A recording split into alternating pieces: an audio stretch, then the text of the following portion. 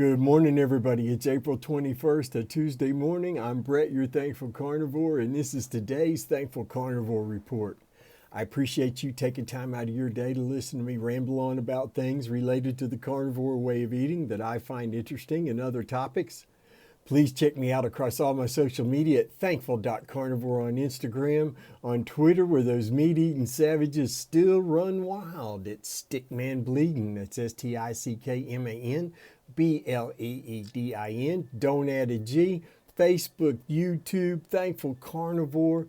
Please remember, you can get a 30-minute carnivore coaching session for under $20 from meatrx.com. That's right, you can book me even for a 30-minute carnivore coaching session at meatrx.com. Come check it out. Okay, today I want to talk again about Dad. And I want to talk about Dad from the aspect of the fact that he was a non-compliant type 2 diabetes patient for many years. Now, before I get started, I'm not trying to disparage my father in any way, shape, or form, or to soil his memory.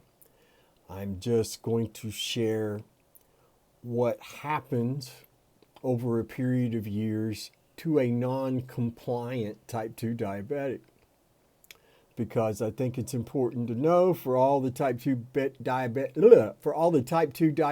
out there who, or the family members of type 2 diabetics who may be listening or watching, this is information you need to be aware of. So my dad in his late 50s, early 60s, I wasn't around exactly when he was first diagnosed. I was living out of state. At that time, I believe I was in South Carolina. Anyway, he was diagnosed with type 2 diabetes, and initially his doctor told him, said, listen, you're going to need to change your diet and it'll take care of this.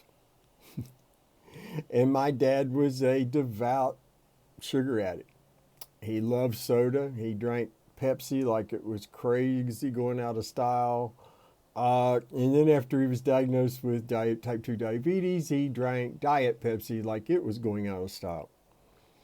And he was not a compliant patient.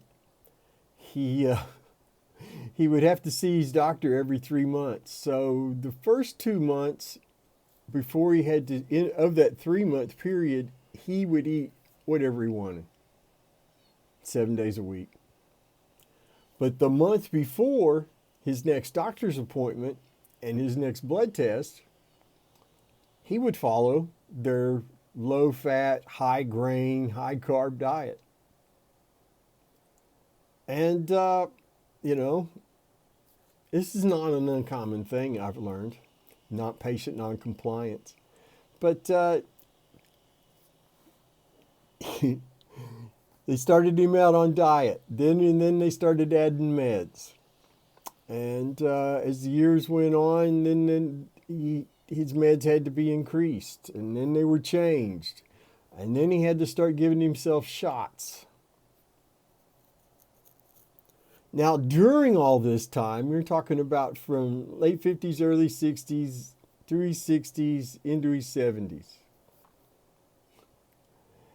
His memory became sorely ineffective, short-term memory.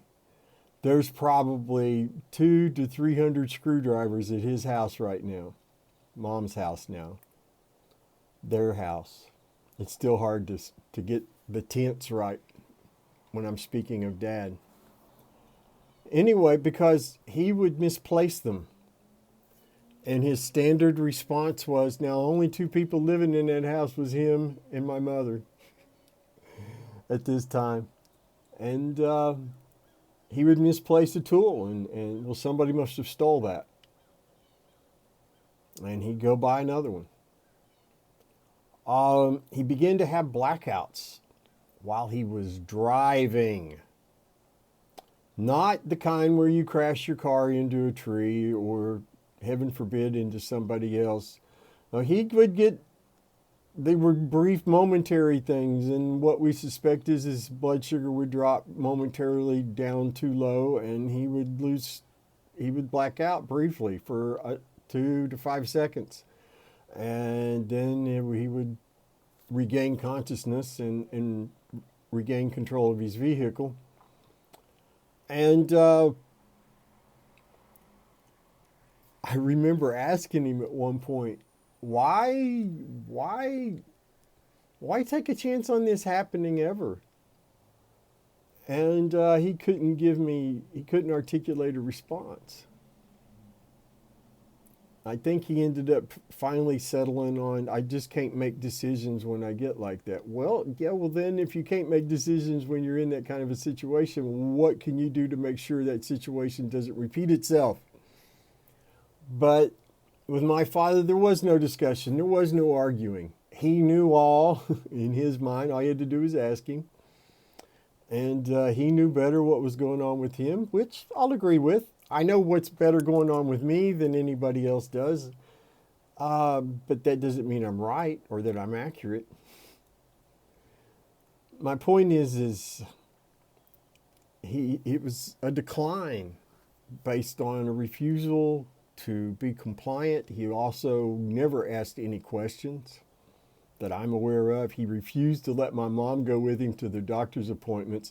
So for all we know, his doctor was spitting fire and brimstone at him every 3 months. His doctor retired and left the area before Dad passed away. So his quality of life began to deteriorate significantly in his 70s as his dementia became more and more pronounced. It became very difficult for my mother to manage him because my dad was a very aggressive and could be combative. He was never combative with her physically, but he could be combative verbally. And he could be very, very unkind verbally. And it made him very hard to be around. And but my mother hung in there, God bless her. As my stomach growls, I don't know why. I had plenty of bacon this morning. What I want to get at with this, guys, this ends badly. Type 2 diabetes ends badly. And it's so unnecessary because I, in the beginning, kind of beat myself up about this, but then I realized it's not my fault. It's not my fault my dad was non-compliant with his doctor's orders. It's not my fault I didn't learn about carnivory. Excuse me. It's not my fault I didn't learn about carnivory sooner, because there's no indication that Dad would have ever been remotely open to the idea, unfortunately. In June of 2019, my dad learned that he only had 11% kidney function left. His dementia was starting to get really out of control. When I saw him in June of 2018 at the age of 58, he spoke to me and dealt with me as if I were 15. And his behavior was just at times very inappropriate and bizarre. He got angry with me and Mom once and decided that he was just going to sleep in his car pulled around back behind one of these buildings he had on his property. So that's exactly what he did. Was he drove the car through the yard down behind the building, parked it, crawled in the back seat, and curled up and went to sleep for a while. And that's some of the more benign things. Type 2 diabetes ends badly, my friends. It doesn't just affect you either. It affects those who love you, those who will have to take care of you when you're unable to take care of yourself. You don't have to suffer this way, my friends. All you type 2 diabetics and family members of type 2 diabetics, you need to get it in your head. This is reversible. You don't have to be managing your symptoms. You can eliminate them. eliminate them completely. Stop consuming sugar and toxins. Only consume human absorbable nutrition, and your body will heal. I've seen it happen. I've experienced myself, not with type 2 diabetes, but with mental illness. I've watched my wife heal herself of arthritis. I know of people personally who've healed their type 2 diabetes. They reversed all their symptoms, and they're thriving. They're on no medication. I take no medication at age 59. My wife's 61. She takes no medication because we only consume human absorbable nutrition, meat and water.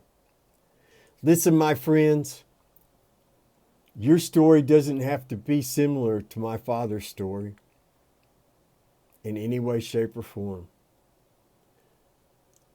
Start doing the things you know you need to do to take care of you right now.